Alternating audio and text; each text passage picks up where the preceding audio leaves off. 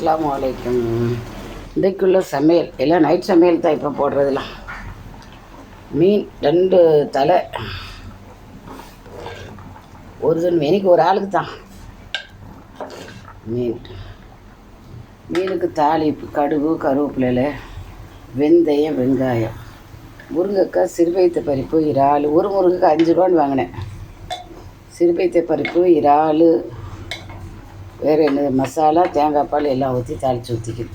எண்ணெய், கருவேப்பிலையில், பச்சை மிளகா. கடுமையான வெயிலாகிக்கணும் போடையில் மீனுக்கெலாம். மீனுக்கு என்னது வெந்தயம், வெள்ளைப்பூடு, தக்காளி பழம், புளி,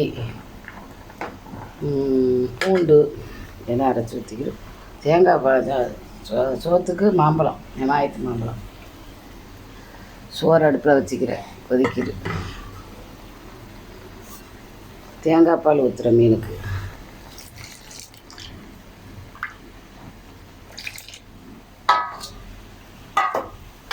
கொஞ்சம் வெந்து கொதிச்சா நல்லா மணக்கும்.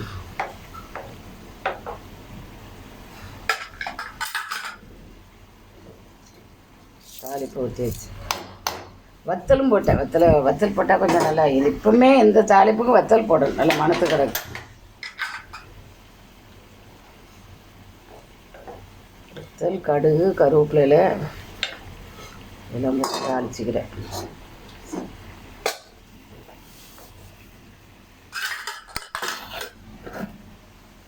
நல்லா கேனியாக மாம்பழத்துக்கு, முருங்கைக்காய், மீன். வாசலில் தான் மீன் வெட்டி. இப்போ மீன் தடையாமல் யாராவது தந்துட்டால் பிசமாக வைக்கிற மீனை கண்ட தலையை தந்தாலுமோ வாழை தந்தாலுமோ ஒரு ஆணை தண்ணிக்கு ஆக்கிக்கிறோம். சின்ன வெங்காயமும் உரிக்கணும் இன்ஷாஅல்லாஹ். அதனால் இது தேங்காய் பால் ஊற்றினா வெளுத்தாப்பில் வைக்கிற கொதிக்க கொதிக்க கலர் வந்துடும். சோறு கொதிக்குது. ஒரு ஆளுந்தான் பேர். 4 அடுப்பு பத்துறேன். தாளிப்புக்கு ஒரு அடுப்பு, பெரிய அடுப்பு. மீனுக்கு இன்னொரு பெரிய அடுப்பு. ஒரு ஆளுக்கு இதுக்கு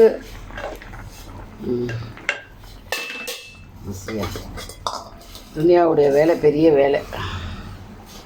தேயிலை போட்டு குடிச்சிட்டு மிச்சம் தேயிலை. சரி, பார்த்துட்டு லைக் பண்ணுங்கள், ஷேர் பண்ணுங்கள், சப்ஸ்கிரைப் பண்ணுங்கள்.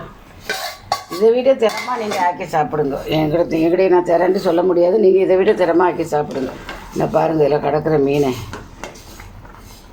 2 தலை, ஒரு துண்டு மீன் தான். ஒரு மனுஷருக்கு தாராளம். இது தின்னுட்டு ஒரு தலை இது கிடந்தாலும் நான் நீண்டு சொருங்க ஆட்கள் வருவோம். இந்த மனத்துக்கு இந்த முருங்கைக்காயெல்லாம் அப்படிமா நான் திங்க போகிறேன். மாம்பழம் எல்லோரும் பேசுவோம். சுகர்காரியே திங்கிறே திங்கிறேன். ஒரே ஒரு துண்டு வரக்கத்துக்கு வச்சுக்கிறேன். கொமட்டல் மடங்கு. சின்ன வெங்காயமும் உரிச்சிக்கிடுவேன். அப்போ தான் காம்பினேஷன் சூப்பராக இருக்கும். அஸ்ஸலாமு அலைக்கும்.